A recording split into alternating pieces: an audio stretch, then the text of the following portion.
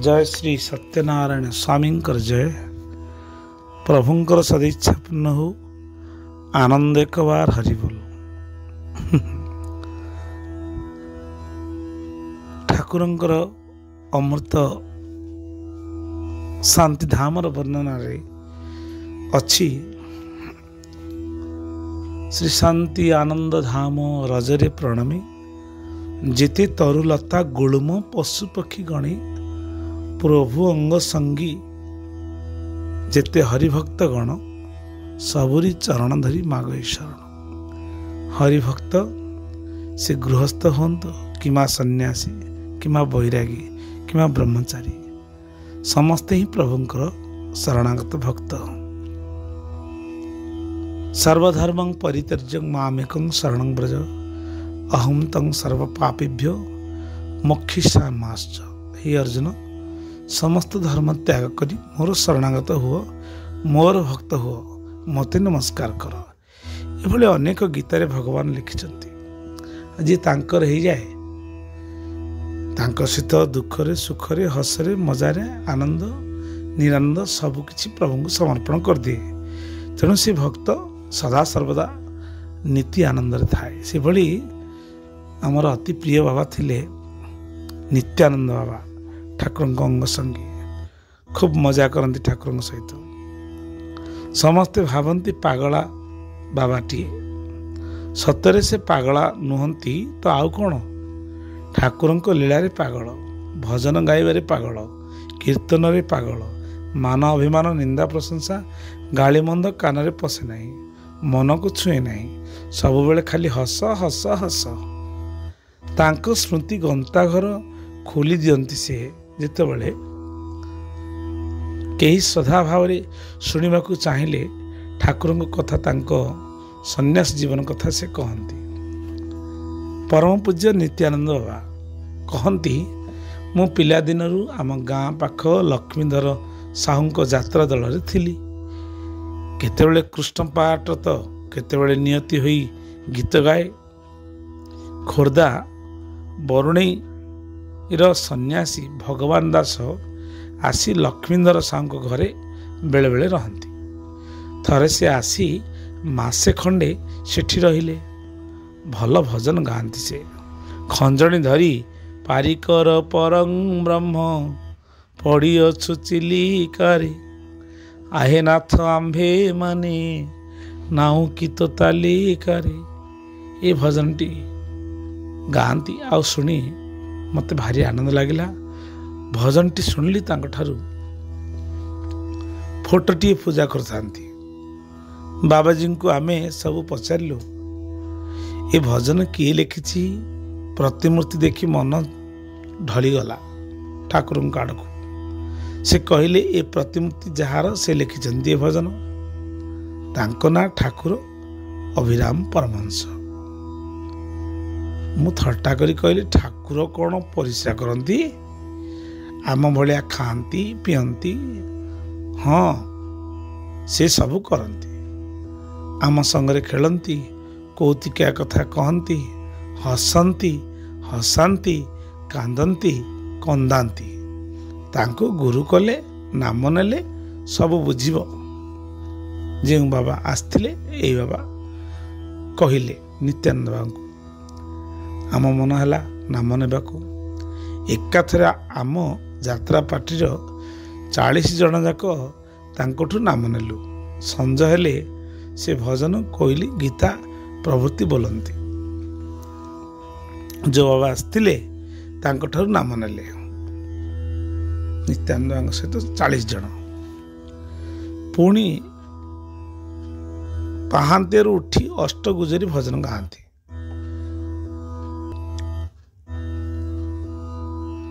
तुम्भे उठी मते उठाओ आहे मधुसूदन, मुठीमा क्षणी देखी तुम चंद्रवदन।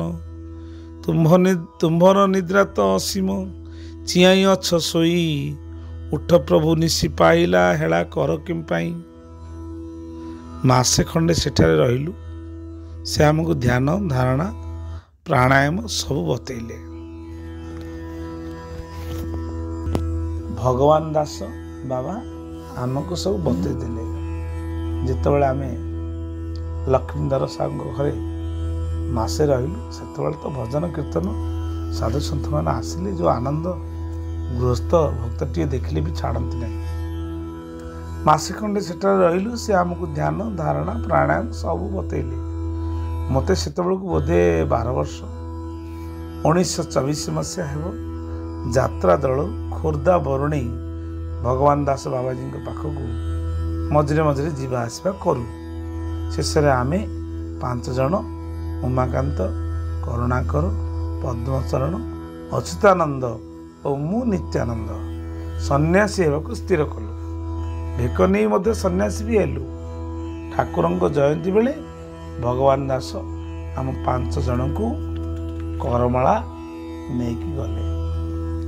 ଠାକୁରଙ୍କ କମନୀୟ ମୂର୍ତ୍ତି ସ୍ୱଚକ୍ଷୁରେ ଦେଖି ଭାବ ଗଦଗଦ ହୋଇ ପାଦ ତଳେ ଲୋଟି ପଡ଼ିଲି ସାଷ୍ଟାଙ୍ଗ ହୋଇ। 2 ଦିନ କରମାଳାରେ ରହି ଖୋର୍ଦ୍ଧାକୁ ଫେରି ଆସିଲି। ଯାହା ହଉ ଏମିତି ଦିନ କଟିଲା। ଆଉ ଥରେ ମୁଁ କରମାଳାରେ ଯାଇ ପୁରାପୁରି ରହିଗଲି। ଠାକୁରେ ଆଉ ଥରେ ନିଜେ ମୋତେ ଓ ଗୋବିନ୍ଦ ବାବାଙ୍କୁ ନାମ ଦେଲେ। ଗୋବିନ୍ଦ ବାବା ମୋର ବଡ଼ ଭାଇ। 1938 ମସିହାରେ ଭେକବାନ ନେଇଥିଲେ ଭଗବାନ ଦାସଙ୍କ ଠାରୁ। ମଠରେ ଠାକୁର ମୋତେ ସନ୍ନ୍ୟାସୀ ଭେକ ଦେଲାବେଳେ ପଚାରିଲେ, ନିତ୍ୟାନନ୍ଦ, ତୋର ଏଠି ସେବା କ'ଣ ଜାଣୁ? ତୋର ସେବା ହେଉଛି ସକାଳ 7ଟାରୁ 9ଟା ଯାଏ ନାମ କରିବୁ, ଖେଚଡ଼ି ପ୍ରସାଦ ପାଇବୁ, ହଲରେ ବା ଛତା ଉପରେ ଦିନ 12ଟା ଯାଏ ରହିବୁ, ଚନ୍ଦନ ଘୋରିବୁ, ସନ୍ଧ୍ୟାରେ ନାମ କରିବୁ। ମୁଁ ସବୁ କଲି ଠାକୁରଙ୍କ କଥା ଅନୁସାରେ। ଭଜନ ଗାଇଲା ବେଳେ ଠାକୁରେ ମୋ ଆଖି ଆଗରେ ଠିଆ ହୋଇଲା ପରି ମୁଁ ଅନୁଭବ କରେ। ସବୁବେଳେ ହସ ହସ ମୁହଁ। ତାଙ୍କ ହସ ମନେ ପକାଇ ମୁଁ ସବୁବେଳେ ହସିଲି। ଠାକୁରଙ୍କ ପାଖରେ ଥିଲାବେଳେ ବି କୃଷ୍ଣା ମା ମୋତେ ସବୁଦିନ କ'ଣ ଠାକୁରଙ୍କୁ ଦେଖି ହସୁଛୁ, ଥୋବଡ଼ାଟିକି ଏଭଳି ମା ଗାଳି କରେ।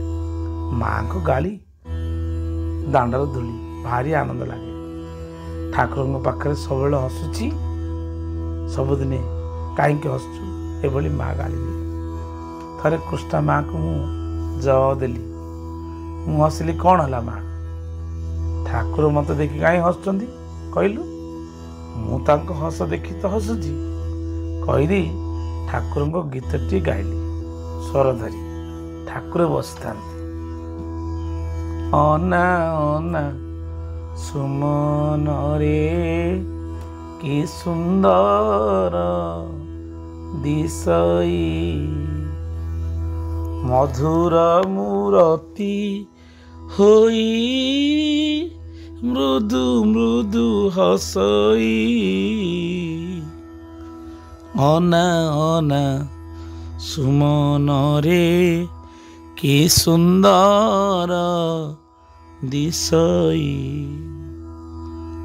করে মোহন মুরলী ଏହି ପରା ଥିଲେ ଧରି, ଏହି ଭାବ ବିନ ଦିଆ ହସରୁ ମୁଁ ହସଇ। ଅନା ଅନା ସୁମନରେ କି ସୁନ୍ଦର ଦିଶଇ। ସତରେ ବାବା, ବାସ୍ତବରେ ସେ ହସୁଥିଲେ ଠାକୁରଙ୍କୁ ଦେଖି। ଆଗକୁ କ'ଣ ଯିବା ସେ କଥା କହିହେବନି, ଅଭୁଲା ସ୍ମୃତି।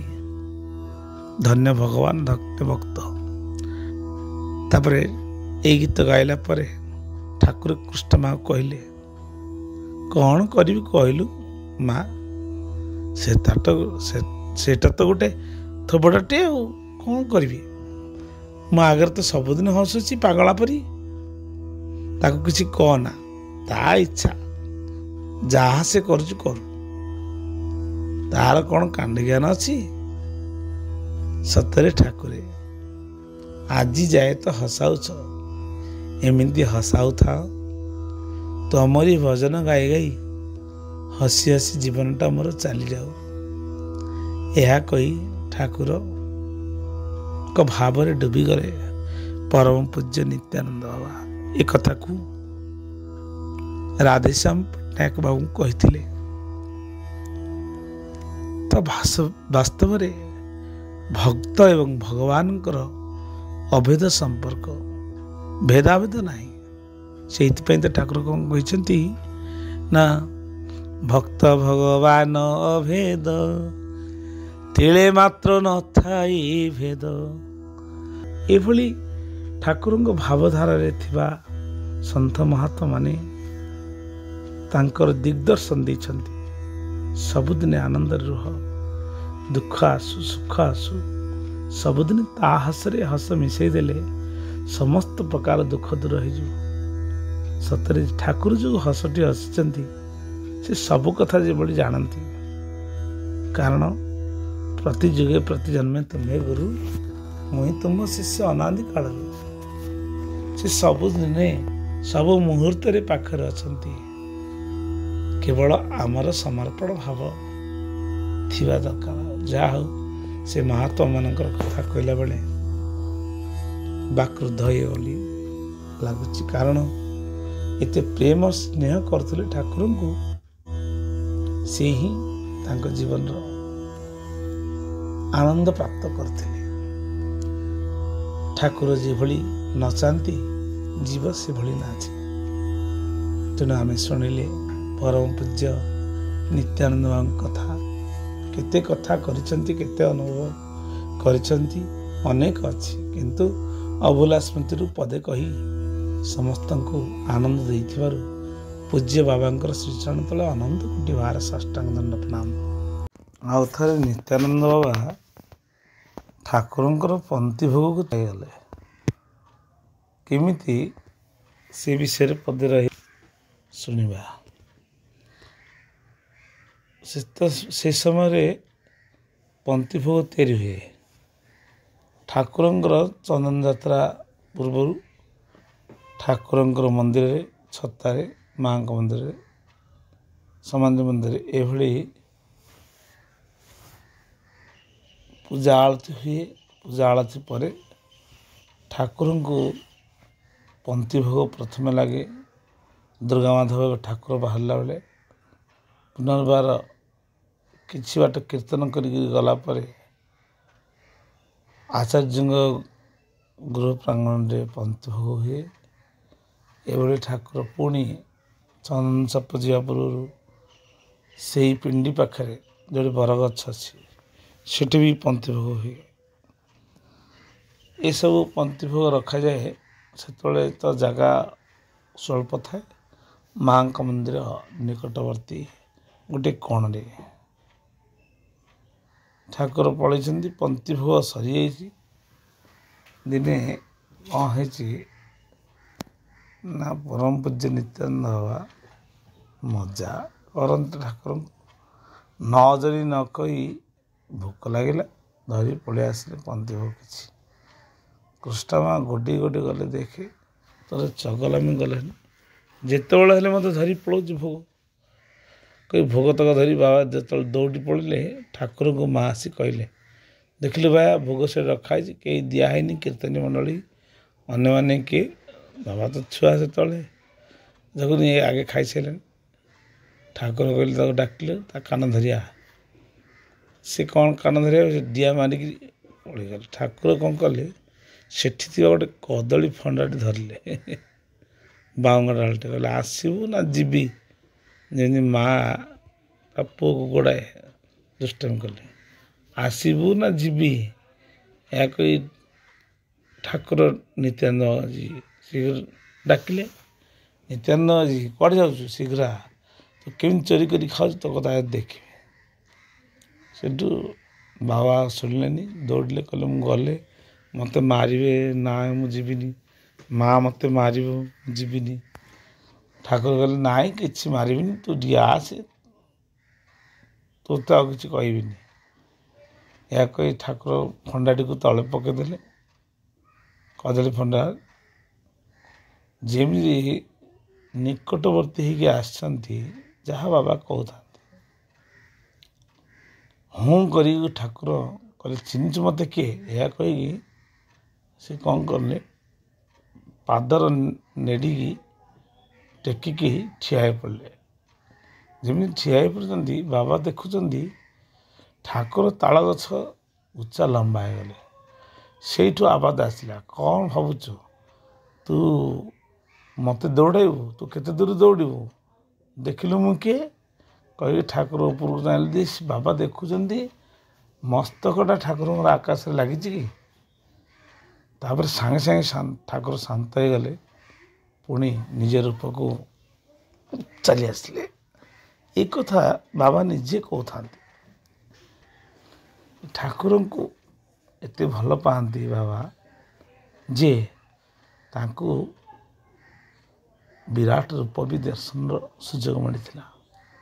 ବାବା କହୁଥାନ୍ତି ଏବଂ କାନ୍ଦୁଥାନ୍ତି। ଦିନେ କହିକି ଶାନ୍ତ ହେଇଗଲେ, ବାବାରେ ମୋ ମନରେ ଯେଉଁ ଭାବନାଟା ଆବଶ୍ୟକ ଥିଲା, ଇଏ ହିଁ ସେ ପରମ ବ୍ରହ୍ମ, ଇଏ ଜଗତଗୁରୁ ରୂପରେ ଆସିଛନ୍ତି, ଏ ଆଖି ଯାହା ଦେଖିଛି ତାହା କେବେ ମିଛ ନାହିଁ। ଏହା କହି ବାବା ଭାବପ୍ରବଣ ହେଇଗଲେ। କହିବାର ତାତ୍ପର୍ଯ୍ୟ ହେଉଛି, ଭଗବାନଙ୍କୁ ଯିଏ ଥରେ ଅନୁଭବ କରେ, ଗୁରୁ ପରମ ବ୍ରହ୍ମ ତାକୁ କୃପା କରି ତାଙ୍କର ଦିବ୍ୟ ରୂପର ଦର୍ଶନ ଦିଅନ୍ତି। ଏଭଳି ପରମ ପୂଜ୍ୟ ନିତ୍ୟାନନ୍ଦ ବାବାଙ୍କର ଅନେକ କଥା ଅଛି। କହିବାର ତାତ୍ପର୍ଯ୍ୟ, ବିଶ୍ୱାସ ମିଳେଇ ହରି ତର୍କେ ବହୁ ଦୂର। ଯିଏ ଦେଖିଛି ସେ ପାଇଛି, ଯିଏ ଦେଖିନି ସେ ପାଇନି। ସତ୍ୟନାରାୟଣ ସ୍ୱାମୀ କି ଜୟ। ଆନନ୍ଦ କୁମାର ହରି।